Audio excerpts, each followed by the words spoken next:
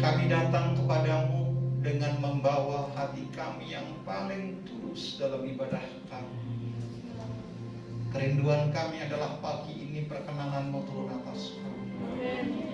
Tidak ada yang patut kami banggakan dalam hidup kami ya Bapa, jika bukan Tuhan yang menyertai kami.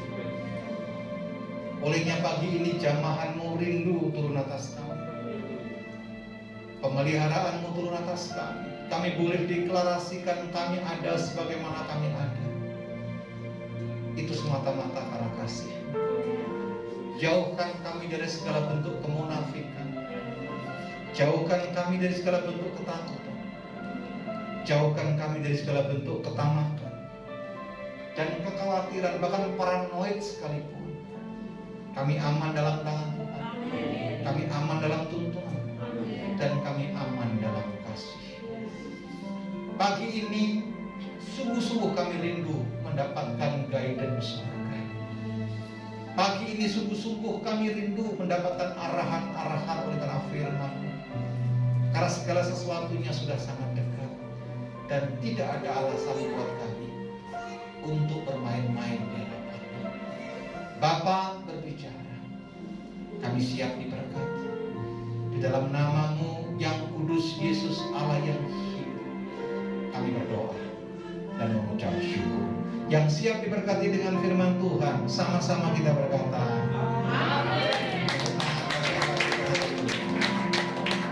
Silakan duduk Bapak Ibu dikasih Tuhan Yesus Kristus. Shalom. Yang di rumah, Opa, Oma, Om, Tante, Kakak, Adik, saya berdoa semuanya boleh beribadah dengan baik. Anda tidak ikut ibadah online semata, Anda tidak menonton ibadah online, tapi Anda adalah bagian orang yang beribadah online. Amin. Saudaraku, semua media, semua orang memperkatakan, bahkan membicarakan tentang virus corona, COVID-19, betul tidak? Semua orang mencari-cari tahu berapa yang positif, berapa yang sembuh, tapi puji Tuhan, di Indonesia seminggu ini cenderungnya yang sembuh lebih banyak daripada yang positif. Saya berdoa Anda adalah orang-orang yang tidak terjangkit, tidak terpapar. Anda aman di tangan Tuhan. Amin. Tapi tetap jaga kesehatan. Haleluya. Bapak Ibu dikasih Tuhan Yesus Kristus. Pagi ini saya juga akan berbicara tentang virus. Tapi bukan virus corona, bukan virus Ebola, bukan memang. Tapi virus itu ada dalam hati kita masing-masing. Yang pertama saya mau tegaskan. Yang pertama saudara yang dikasih Tuhan, ada virus yang namanya kemunafikan. Ada orang yang datang pura-pura kudus di hadapan Tuhan, pada kenyataannya ada luka dibiarkan, ada kekhawatiran dibiarkan. Berdoa seolah sungguh-sungguh, tetapi sesungguhnya bukan hal yang demikian. Itu namanya virus kemunafikan. Yang kedua, ada virus yang namanya virus ketakutan. Takut apa Pak? Enggak takut miskin, enggak? Takut kalau tua. Betul enggak? Oh, ini penyakit yang menakutkan. Banyak sekali orang takut tua. Umurku sudah 60, sudah 70. So what? Anda gak bisa mundur. Amin. Hari ini kita nikmati, 1 jam berikutnya sudah masa lalu. Haleluya. Ketakutan tentang apa? Takut miskin. Siapa sih gak takut miskin? Tapi dengar baik, tangan yang rajin mendatangkan berkat. Tepuk tangan bagi Allah kita. Kalau saudara ingin diberkati, kepingin kaya, bangunnya jam 11 siang terus, malah bisa. Tidak bisa itu. Yang ketiga, maaf tapi di kelompok kita nggak ada. Yang takut istri ada. Takut masa depan ada. Betul? Takut kalau apa? Melakukan sesuatu gagal. Belum dicoba bagaimana kita sudah gagal. Virus yang ketiga selain yang dikasih Tuhan Yesus Kristus adalah virus ketamakan. Ini yang mau saya bahas. Kita hadapi ketamakan. Bagaimana menurut tuntunan firman Tuhan? Saudara jangan kira loh, saya koreksi. tamak itu adalah sikap yang sangat dibenci oleh Tuhan. Dan itu kadang-kadang ada dalam hidup kita. Bilang kanan kiri yang di rumah juga siap untuk dikoreksi oleh Tuhan. Haleluya. Yang keempat, ada virus yang namanya kekhawatiran atau paranoid. Pak, saya takut punya anak, nikah aja belum. Pak, saya takut kaya, kerja aja enggak. Bilang kanan kirimu, jangan paranoid. Bersama dengan Tuhan kita melakukan perkara-perkara yang luar biasa. Yang setuju tepuk tangan bagi anak kita. Haleluya. Mari buka Alkitab kita, Lukas pasal yang ke-12. Hari ini banyak sekali baca firman Tuhan, ayat 1 dan 2 dan seterusnya ada di bawahnya. Yang saya bahas bukan 4 virus, cuma satu saja, yaitu menghadapi ketamakan. Saudara tidak peduli dengan orang miskin, saudara tamak. Saudara tidak peduli dengan orang lain, maaf, tamak. Saudara dimintain doa dan Anda bilang, ya saya doakan, tapi gak dilakukan, maaf, saudara tamak sama hati. Saudara punya makanan di kulkas sampai busuk, sampai expired, tamak. Mana aminnya? Amin. Ayo dong, hari ini kan saya bilang tadi firmannya keras dan kita dikoreksi. Amin. Gak ada yang empuk lagi, enggak. Ini keras, karena Tuhan segera datang.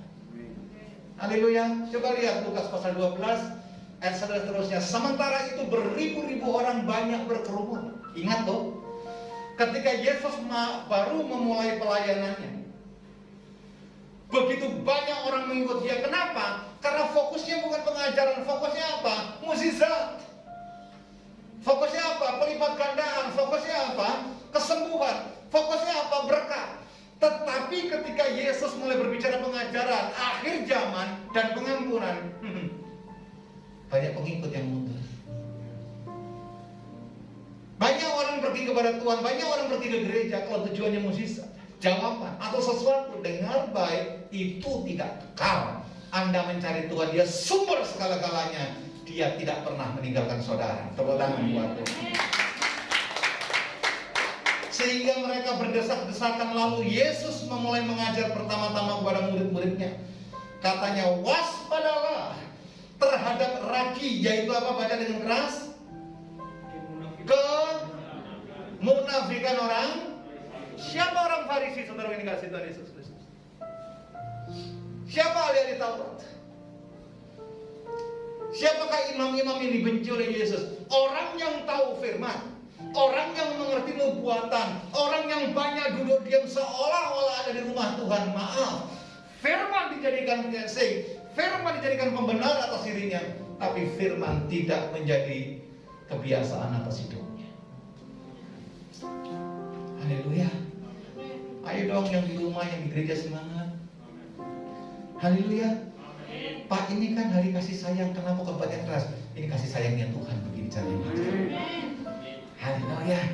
Kita nggak bicara coklat dikasih, no. Itu dulu waktu masih sekolah minggu. Kita sudah dewasa dalam Tuhan. Yang dewasa buat tangan bagi Allah kita. Haleluya. Saya lanjutkan, munafik sudah ya. Coba lihat Lukas pasal 12 ayat 13 dan seterusnya. Perikopnya orang kaya yang bodoh. Ayat 13. Seorang dari orang banyak itu berkata kepada Yesus, Guru, katakanlah kepada saudaraku supaya berbagi warisan dengan. Ini tipe orang khawatir, yang dicari warisan saja. Saya mau katakan, dalam Tuhan kelimpahan tidak pernah berkesudahan. Amin. Saya mau mengajarkan anak-anak saya, tujuanmu bukan warisan orang tua. Kalau orang tua punya sesuatu pasti diwariskan kepada anaknya, tapi tujuanmu adalah mengejar bagianmu. Kalau bagianmu kau kejar, percayalah Tuhan tidak pernah tinggalkan. Haleluya.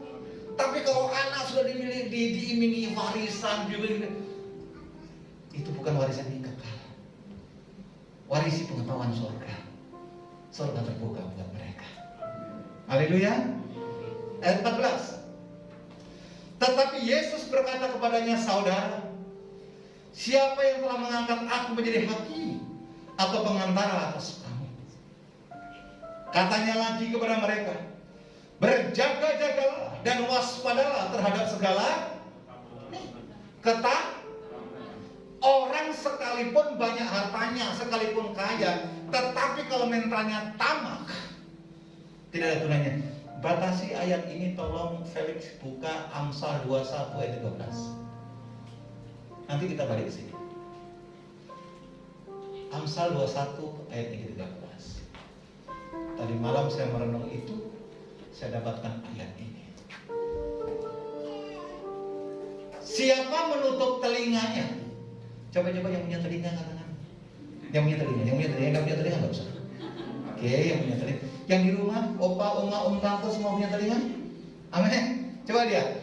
Siapa menutup telinga bagi jeritan orang lemah, tidak akan apa? Menerima jawaban. Kalau iya apa? Artinya apa? Ini loh tamak. Kita tidak peduli dengan urusan orang lain. Ada orang datang kelaparan ke rumah, kita bilang begini, ayo kita berdoa. Dia tidak butuh doa, dia butuh makan. Betul? Ada orang tidak pakai baju, ayo kita berdoa, Tuhan pasti buka jalan. Oh enggak, dia perlu baju. Betul? Kalau orang lapar jangan disuruh berdoa dulu, kasih makan, baru diajak berdoa. Mukjizat tidak akan pernah terjadi kalau saudara tidak melakukan bagian yang seharusnya saudara lakukan. Balik ke Lukas pasal 12, tolong Felix. Ayat 15. Katanya lagi kepada mereka, berjaga-jagalah dan waspadalah terhadap segala ketamakan. Sebab walaupun seorang berlimpah hartanya, mana ayatnya? Itu. Hidupnya tidak tergantung pada kenyataan itu. Saya sering banyak berkata di banyak tempat, harta bukan ukuran kebahagiaan, kelimpahan uang bukan ukuran sukacita, tetapi damai sejahtera Allah yang membuat kita bersukacita di dalam Tuhan. Yang setuju tepuk tangan bagi Allah. Haleluya. Kalau karena harta kita berantem, karena harta kita terus membuat masalah, di mana sejahtera itu? Coba lihat ini. Berjaga-jaga dan waspada terhadap segala ketamakan. Sebab walaupun seorang berlimpah-limpah hartanya, hidupnya tidaklah tergantung daripada apa? Kenyataan. Kekayaannya itu. Tetapi orang yang dekat dengan Tuhan, sekalipun sepertinya pas-pasan, beras di rumah tinggal 3 kilo, yang ada di freezer cuma ikan cuy yang sudah kering. Tapi kalau dalam Tuhan ada sukacita yang luar biasa. Aminnya kok ngenes ya, coba dikit. Haleluya. Coba di sini ada yang karena diberkati Tuhan makan 1 hari 5 kali, dan semuanya makan bak. Kalau saudara saya lakukan itu, cepat menghadap kepada pencipta. Cukupkanlah yang ada padamu. Ayat 16. Kemudian ia mengatakan kepada mereka suatu perumpamaan, katanya ada seorang kaya, tanahnya berlimpah-limpah hasilnya. Ia bertanya dalam hatinya, apakah yang harus aku perbuat? Sebab aku tidak mempunyai tempat di mana aku dapat menyimpan hasil tanahku. Lalu katanya, inilah yang akan aku perbuat. Aku akan merombak lumbung-lumbungku, dan aku tidak akan mendirikan yang lebih besar, dan aku akan menyimpan di dalamnya segala gandum dan barang-barangku. Sesudah itu aku akan berkata kepada jiwaku, jiwaku, ada padamu banyak barang tertimbun untuk bertahun-tahun lamanya. Beristirahatlah, makanlah, minumlah, dan apa? Bersenang-senanglah. Ini tipikal orang yang khawatir. Betul? Karena Alkitab dalam referensi yang lain berkata demikian. Kesusahan sehari. Ayo dong jawab. Esok bilang kanan kiri, Tuhan ada buat masa depanmu. Bilang kanan kirimu, jangan khawatir akan masa depanmu. Saya mau katakan dengan tegas di mimbar ini, kalau Tuhan yang membuka, tidak ada satupun yang dapat menutupnya. Kalau Tuhan yang memulai, tidak ada yang dapat menggagalkannya. Yang setuju tepuk tangan bagi Allah. Haleluya. Pak, tapi bagaimana kita mengikis, kita menghadapi ketamakan itu? Kalau orang kaya tamak mungkin masih ada rumusnya. Tapi hidup susah, maaf, miskin, tamaknya minta maaf. Oh, luar biasa. Ada Pak, banyak. Sudah hidupnya susah, ngampuni orang sulit. Maaf, itu tamak secara rohani. Kok aminnya enggak lembut ini? Haleluya. Kok kayaknya saya ya Pak ya? Bertobat. Haleluya. Jangan cuma saya Pak ya, nanti saya update status saya. Enggak. Putuskan, bertobat, terima Yesus, lakukan apa yang dikehendaki. Haleluya. Sekarang Yakobus 5 ayat 1 dan seterusnya.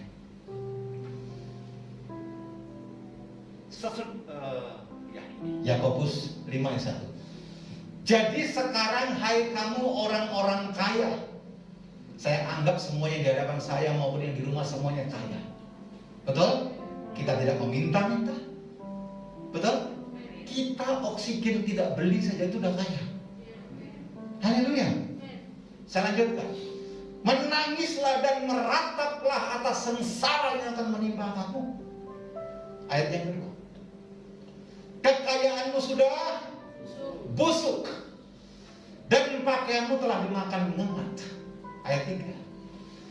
Emas dan perakmu sudah berkarat, dan karatnya akan menjadi kesaksian terhadap kamu, dan akan memakan dagingmu seperti api.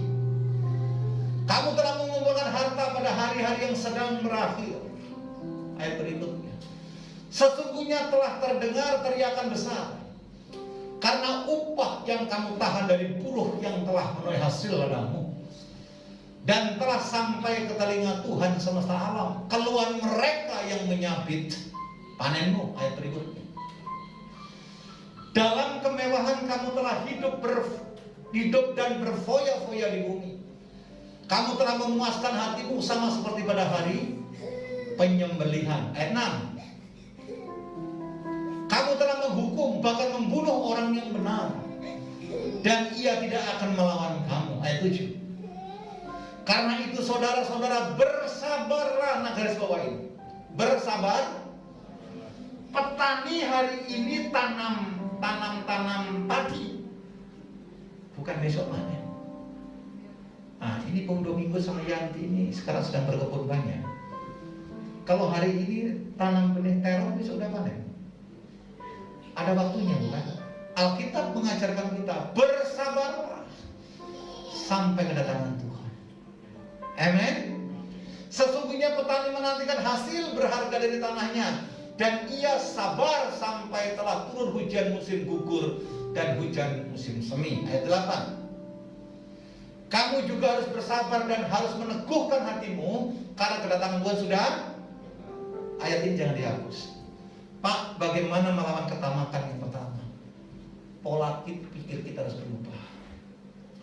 Pola pikir kita seperti petani, bersabar, dan kita mengerti bagian mana yang harus kita kelola, itu menjadi hak kita, dan bagaimana bagian miliknya orang lain. Yang di rumah boleh berkata amin. Puji Tuhan, haleluya. Saya ingatkan berulang-ulang sering dikasih Tuhan Yesus Kristus, dari bagian berkat yang engkau nikmati, engkau terima, mungkin disisipkan bagian berkat buat orang-orang yang harus menerimanya. Amin. Bagian kelimpahan yang diberikan kepada saudara mungkin Tuhan sisipkan bagi orang-orang yang lemah. Bilang kanan kiri, makanya jangan tamak. Haleluya. Ya, saudara yang dikasihi Tuhan Yesus Kristus, Yakobus ini adalah nubuatan yang sudah 10 tahun terakhir digenapi oleh Tuhan. Tanda-tanda itu telah dinyatakan. Kalau saudara baca 2 Timotius 3, Tanda-tanda akhir zaman adalah orang mulai mementingkan dirinya sendiri. Orang tidak peduli dengan orang lain. Yang penting pokoknya gue. Yang penting keluargaku. Yang penting bisnisku. Orang lain mah masa bodoh, entar dulu. Ayat ini mengingatkan kita bagi hari. Saudara gini kasih Tuhan Yesus Kristus. Coba kita buka sekarang yang kedua. Pola pikir yang kedua untuk menghadapi ketamakan. Buka Ayub pasal 29. Ayub pasal 29. Ayat 12 sampai dengan ayat yang ke-17. Saya tadi udah diwanti-wanti sama bagian multimedia, tidak boleh taruh ke kanan ke kiri. Tidak saya fokus pada kamera. Biasanya saya kalau khotbah kan naik turun. Kali ini saya diikat di mimbar. Tidak apa-apa, lompat-lompat pun tidak boleh. Oke. Ayub pasal 12, Ayub 29 ayat yang ke-12. Ayub pasal yang ke-29 ayat ke-12. Karena aku menyelamatkan orang sengsara yang berteriak minta tolong, juga anak piatu yang tidak ada penolongnya. Ayat yang berikutnya sampai ayat 17. Aku mendapat ucapan berkat dari orang yang nyaris binasa, dan hati seorang janda aku buat bersukaria. Aku berpakaian kebenaran dan keadilan menutupi aku seperti jubah dan serba. Ayat yang berikutnya. Aku menjadi mata bagi orang buta dan kaki bagi orang lumpuh. Aku menjadi bapa bagi orang miskin dan perkara orang yang tidak kukenal kuselidiki. Ayat 17 kita baca bersama-sama. Geraham Amin. Ayub adalah salah satu tokoh orang yang keluar dan menang daripada sifat tamak. Kalau saudara selidiki Ayub, saudaraku, tidak didapatkan Ayub itu salah. Makanya kalau ada orang bilang begini dalam satu pengertian umum, oleh karena anak-anak kambing domba harta Ayub itu habis, banyak orang bilang begini, Pak, Tuhan yang memberi, Tuhan pula yang mengambil. Saya pikir ini kurang pas. Kenapa? Karena yang mengambil anak-anak Ayub, yang mengambil harta benda Ayub bukan Tuhan, tapi setan. Karena Ayub tidak didapatkan salah, Ayub tidak didapatkan melakukan pelanggaran. Begitu salehnya Ayub. Makanya ketika iblis baru jalan-jalan dari bumi, saudara, dia ketemu dengan Tuhan. Tuhan tanya begini, dari mana kamu setan? Kok gak enak kayaknya? Dari mana kamu iblis gitu ya? Oh, dari mana kamu setan? Kayaknya, dari mana kamu iblis? Iblis bilang begini, dari jalan-jalan ke bumi. Allah Bapa tanya, adakah kau temui hambaku yang saleh, yaitu Ayub? Iblis bilang, ya, dia saleh, dia menyembah, dia total, dia obedience di hadapanmu. Kenapa? Karena dia kaya, karena dia mapan, karena dia apa? Nyaman. Ingat sudah bacaan Yakobus 5 tadi. Kalau kita tidak peduli dengan pengelolaan kekayaan kita, hati-hati, semuanya sudah busuk, semuanya akan dimakan mengat. Saudaraku, Tuhan bilang apa? Oke, aku berikan kau izin, ambil hartanya, termasuk anaknya. Dalam semalam habis. Betul? Pertanyaannya, apakah Ayub menyesali semua hilang? Tidak. Iblis jalan-jalan lagi dan mendapatkan Ayub masih apa? Setia. Allah Bapa tanya lagi, dari mana kamu iblis? Oh, dari dunia. Tuhan bilang apa? Kau masih ketemu kan dengan hambaku yang setia Ayub? Ketika engkau ulurkan tangan untuk harta dan segala sesuatu dia punya, dia tak setia. Apa dibilang iblis? Ya, karena dia masih sehat. Pak, Bu, ada kalanya sakit itu karena psikomatis, tapi ada kalanya sakit karena psikologis. Halo, amin. Ada kalanya orang sakit karena dia memang sakit secara fisik, tapi ada kalanya dia sakit karena hatinya sedang sakit. Amin. Ada kalanya Tuhan ingin menyembuhkan kita secara fisik, tapi ada kalanya Tuhan ingin menyembuhkan hati kita dulu. Yang di rumah boleh berkata amin. Saya percaya khotbah ini tidak selamanya disenangi orang. Betul. Tapi saya tahu persis kebenaran harus disampaikan, dan kebenaran akan memerdekakan kita.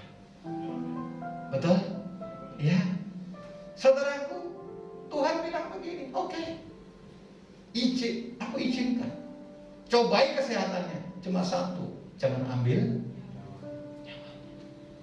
Saudaraku, Ayub harta bendanya diambil, kesehatannya ambil. Apakah Ayub menyesal? Tidak. Justru kesetiaannya yang pada akhirnya diperhitungkan Tuhan, yang hilang dikembalikan berlipat kali ganda. Sorry, bukan selesai di situ. Ayatnya mengingatkan, karena Ayub peduli. Ayub dalam bahasa Inggrisnya keren sekali, the giver, suka memberi. Maka kelimpahan yang dia dapatkan tidak akan pernah habis. Justru dia dimampukan untuk menikmati kekayaannya. Amin. Siapa yang ingin diberkati Tuhan? Yang di rumah beri angkat tangan. Bilang kanan kirimu, jangan tamak. Ya, masa depan itu hanya pemiliknya adalah orang yang suka memberi. Saya ulangi sekali lagi, saudara bercatat perkataan saya. Masa depan itu hanya pemiliknya adalah orang yang suka memberi. Betul. Mertua saya itu tidak kerja, umurnya sudah tua sekali. Dia tidak bekerja. Beliau mendapatkan keuangan hanya dari pensiun almarhum papa mertua saya.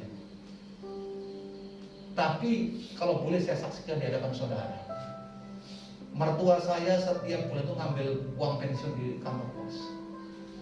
Sekalipun tidak seberapa jumlah yang dia dapatkan, tetapi perpuluhan tidak pernah dia tinggal. Dan perpuluhan yang dia bayar bukan lagi perpuluhan, karena yang dia dapatkan tidak ada 5 juta, mungkin cuma seperempatnya. Tapi yang diberikan buat Tuhan itu 500.000 setiap bulan buat rumah Tuhan. Contoh yang saya dapatkan, teladan yang kami dapatkan, anak cucu mantu daripada beliau tidak pernah dibiarkan meminta-minta. Tepuk tangan buat upah kesetiaan. Amin. Upah ketaatan itu menghilangkan sifat yang tamak. Upah kesungguhan membuat kekhawatiran itu tereliminasi. Bahkan upah daripada pengorbanan adalah kelimpahan yang tidak pernah kita pikirkan dan tidak pernah kita lihat Tuhan sediakan buat kita. Amin. Saudara nggak usah jauh-jauh pergi ke mana, ke pedalaman segala macam, nggak usah. Di lingkungan saudara yang ada, saudara-saudaramu juga ada. Amin. Saudara ini kasih Tuhan. Beberapa hari yang lalu saya diizinkan Tuhan pergi sama anak saya pergi ke LP Wanita Tangerang. Saya bersama dengan kelompok IDI, Ikatan Dokter Indonesia yang dari Rumah Sakit Fatmawati. Kami membawa tim IDI ini membawa makanan buat Nabi 120 orang kalau tidak salah, karena yang Kristen saja. Sempat tanya, Pak semuanya berapa? 1.200. Waduh, udah cukup. Jadi yang Kristen saya dikasih. Saudaraku, sebelum kami masuk, ada petugas cerita kepada kami begini. 4 bulan yang lalu, Pak, setengah dari penghuni LP ini kena COVID-19. Sudah bayangkan dalam penjara, dari 1.200 setengahnya kena. diisolasi semuanya. Dan puji Tuhan, puji Tuhan. Nah, di sini ada orang Menkumdang ini, ada Pak Panditi, tahu persis. Saudara, ini kasih Tuhan Yesus Kristus. 2 bulan berikutnya, artinya 2 bulan yang lalu, diizinkan semuanya mengalami kesembuhan. Tidak ada satupun yang dipanggil Tuhan. Yang membuat indah adalah ketika datang, ini Idi ini bawa nasi bakar. Dia bilang begini, ini hadiah atas kesetiaan kami sampai kami dikarantina sembuh. Dia mengucap syukur, berkat yang demikian kami sikapi Pak dengan ungkapan syukur yang luar biasa. Karena sekian lama kami tidak menikmati berkat seperti ini. Dengar baik Bapak Ibu dikasih Tuhan Yesus Kristus. Mungkin menurut saudara, ketika saudara peduli pada orang lain, buat saudara tidak ada nilai yang tinggi. Tapi buat orang, itu luar biasa. Tapi buat koreksi kita, ketamakan jauh daripada kita. Amin. Amin. Saudara, ini kasih Tuhan Yesus Kristus. Jadi rahasia daripada Ayub, kenapa Ayub menang dari ketamakan? Karena Ayub suka menabur. Amin. Ayub tidak hitung-hitungan dengan kelimpahan yang dia dapat. Karena salah satu virus, kalau saya bahas berikutnya saudaraku, ada yang namanya ketakutan dan kekhawatiran. Tapi dengan memberi, dengan peduli, dengan mengeliminir semua sikap ketamakan, akan membukakan pintu surga buat saudara dan saya. Amin. Saya berdoa setiap kita mengalami pemulihan. Keadaan boleh sulit, pekerjaan boleh masuk di masa tengah, gaji pun dapat potongan. Tapi kalau Anda melakukan bagian yang memang Anda harus lakukan, percayalah, Allah yang kita sembah adalah Tuhan yang tidak pernah berhutang. Amin. Menang dalam perkara-perkara kecil, Tuhan memberikan perkara-perkara yang luar biasa. Turun atas saudara, sekalipun masa pandemi, kemuliaan turun atas kita. Tepuk tangan bagi Allah kita. Sedang berdiri. Haleluya. Sekalipun aku dalam lembah gelap, ku tak takut sebab Kau. Katakan sekalipun badai topan datang menerpa, ku tak gentar sebab Kau di sisiku. Sekali lagi katakan sekalipun aku dalam lembah gelap, ku tak takut sebab Kau besertaku. Sekalipun badai topan datang menerpa, ku tak gentar sebab Kau di sisiku. Aku percaya berkat-Mu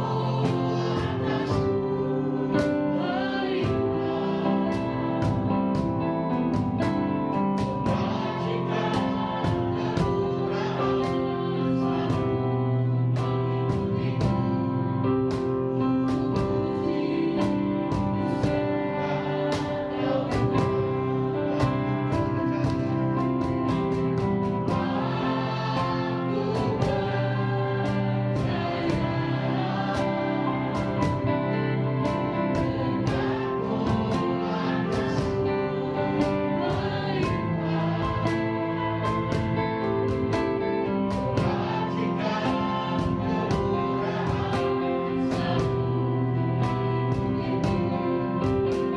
kemurahan selalu mengikutiku.